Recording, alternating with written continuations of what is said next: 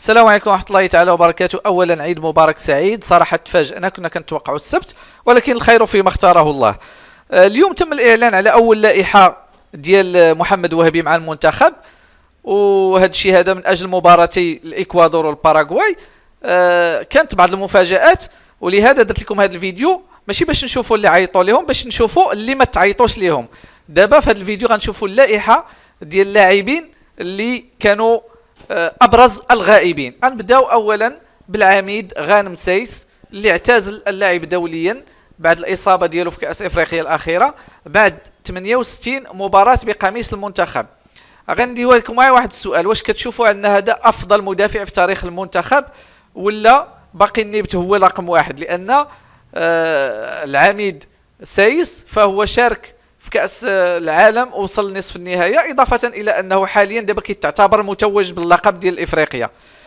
ثم عندنا المدافع الآخر جواد الياميق، رغم أنه عاد إلى فريق في إسبانيا، لكن رغم ذلك لم يتم الاستدعاء ديالو بسبب نقص المستوى ديالو. ثم أيضا عندنا إلياس أخوماش اللي هناك عدة علامات استفهام علاش ما تمش الاستدعاء ديالو. كيقولوا على انه وهبي عزيز على الشباب، حتى هذا راه باقي شاب وعزيز على التيكي تاكا، راه خريج لاماسيا ديال فريق اسبانيول برشلونة. السؤال علاش ما تعيطش عليه؟ واش نقص التنافسية لانه ما كيلعبش بصفة مستمرة مع الفريق ديالو، لكنه يبقى ابرز الغائبين. عندنا محمد الشيبي الظهير الايمن ديال فريق بيراميدز المصري اللي حاليا لاعبين في ربع النهايه، ممكن يوصلوا لنصف النهايه. ولاعب مزيان صراحه، رسمي، وعام اللي فات فاز بكاس افريقيا عصبه الابطال الافريقيه، ولكن الظهير الايمن محجوز لاشرف حكيمي، وعدم الاستدعاء ديال الشيبي بسبب تواجد زكريا الواحدي اللي كيلعب في جينك البلجيكي وكيتعتبر افضل لاعب في المركز ديالو في بلجيكا وافضل لاعب في الفريق ديالو. وهناك ايضا سفيان المرابط اللي استغنى عنه المدرب محمد وهبي، ما عرفناش هذا السبب هذا، كنا كنعتقدوا على انها الاصابات الاخيره، خصوصا انه اتصاب في كاس افريقيا، ولكن ها هو اليوم لاعب وماركابيت حاليا. قبل قليل سفيان مرابط يسجل هدف قوي بقميص ريال بيتيس في مرمى باناتينايكوس اليوناني. وكيبقى السؤال: واش محمد وهبي غير مقتنع به او لا فقط ما عيطش عليه لانه بغى يجرب وحدين اخرين في البلاصه ديالو، خصوصا سمير المرابط في ستراسبورغ وربيع حريمات ديال الجيش الملكي، ربما بغى يعطيهم فرصه قبل يحكم عليهم ومن بعد غادي يولي يعيط على المرابط. ولكن هذا كيبقى سؤال مطروح، خصوصا كيف قلت لكم انه سجل هدف قبل قليل. ما تنساوش تعلقوا لي على هذه النقطه بالضبط، واش نتوما مع او ضد حضور سفيان امرابط. عندنا القضيه ديال بوعدي، ما تمش الاستدعاء ديالو، وفي المقابل تم الاستدعاء ديالو للمنتخب الاولمبي الفرنسي، وهذا كيبين شيء واحد على ان بوعدي ادار ظهره للمغرب. بوعدي قرر شبه رسمي انه يختار فرنسا. غادي تقولوا لي علاش؟ نقول لكم: لو كان وهبي باغي المغرب هذه هي الفرصه ديالو باش يحجز مقعد في كاس العالم 2026، لان ما بقى والو على اللائحه النهائيه، ولو اعلن على هذا كان 99.99% غادي يمشي لكاس العالم، لكنه غالبا فضل فرنسا. وغادي نشوف واش غادي يمشي للمنتخب الاولمبي الفرنسي ولا لا، واذا قبل هذاك يعني ان هذا الملف ديالو تسد. عندنا لاعب عمران لوزا لاعب واتفورد الانجليزي اللي كنا كناديو به في كاس افريقيا، خصوصا مع التالق ديالو انه عميد الفريق وكيحط دي باس واعرين، رغم ان بزاف ديال المغاربه عندهم معاه ذكرى خايبه في كاس افريقيا، خصوصا واحد الباس اللي دار ديال واحد الكوفره ضد مصر في الدقائق او الثواني الاخيره. ولكن كيف كيقول المثل: لكل حصان كبوه، وحاليا كيقدم مستويات رائعه. ولكن السؤال: لماذا لم يتم المناداة عليه؟ مع العلم انه باقي صغير، تقريبا 26 عام، راه باقي صغير وكابتن الفريق وكيلعب في الدوري الانجليزي الثاني على هو هذاك الدوري الانجليزي، اضافه الى انه متالق وكيحط دي باس واعرين.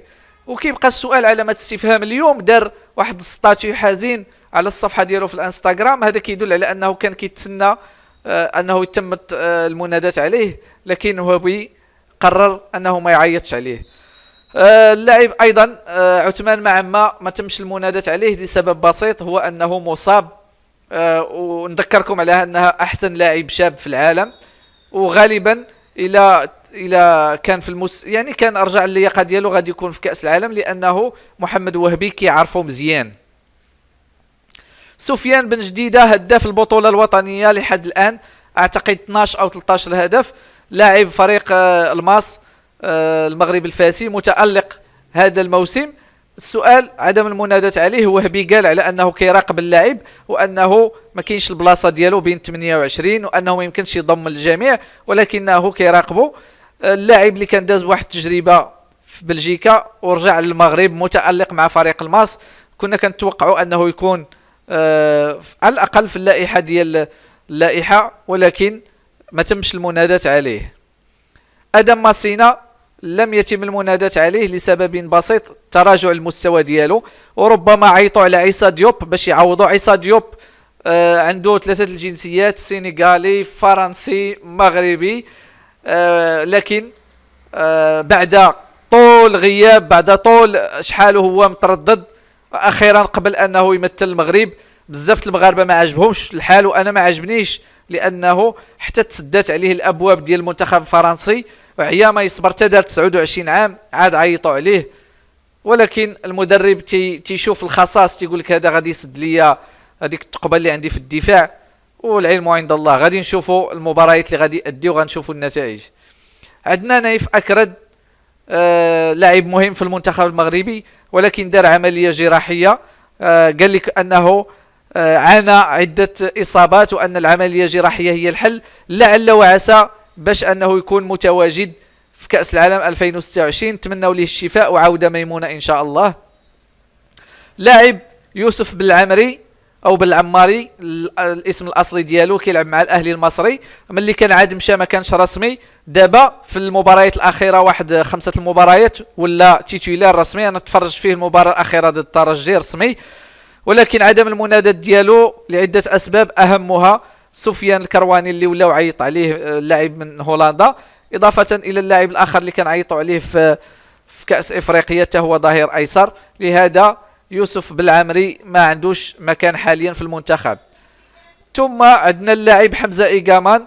حمزه إيغامان للاسف انه مصاب ب الصوره ديالو ما طلعتش ليا، مصاب بقطع في الرباط الصليبي، وهذا غيخليه ما يحضرش حتى في كاس العالم 2026. هو هذا حمزه إيغامان. وايضا عندنا الياس بن صغير، اللاعب المدلل لوليد الركراكي، رغم انه ما كانش كيلعب ملي مشى للدوري الالماني، ورغم ذلك عيط عليه في كاس افريقيا، والمدرب وهبي قرر انه ما عيطش عليه، وبلاصتو عيط على ياسين جسيم مع فريق ستراسبورغ. الغياب ديال الياس بن صغير هو بالتنافسيه وتراجع المستوى. واخيرا الهداف يوسف أنصيري اللي انتقل الى الاتحاد السعودي، وفرحانين به لانه مارك عده اهداف. ما تمش المنادات عليه رغم انه متألق، شبه متألق، يعني الاداء عادي، ولكن كيسجل.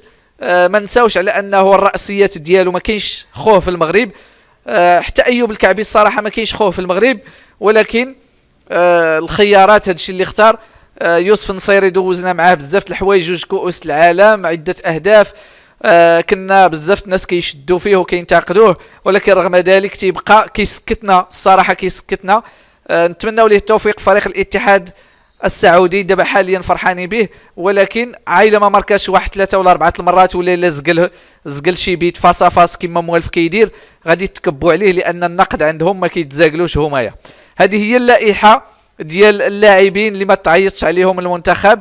انا شخصيا اللاعب اللي كنت باغي يكون في هذه اللائحه